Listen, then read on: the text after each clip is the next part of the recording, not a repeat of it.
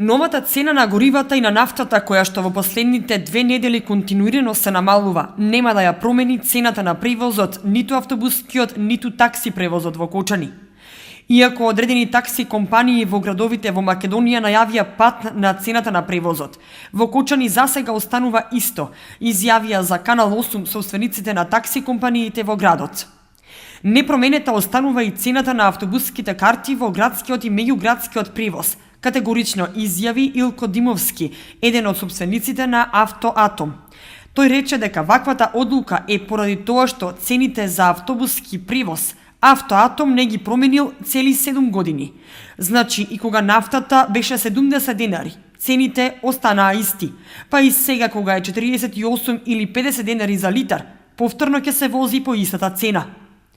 Димовски додава дека градскиот превоз останува ист 10 денари, а за меѓуградскиот превоз во последните неколку години цената паѓа.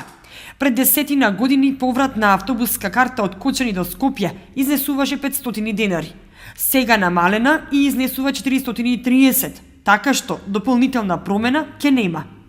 Од такси компаниите и автобуската станица не сакаа да прогнозираат што ќе биде понатаму и како ќе се движат цените, но засега се категорични дека промени нема.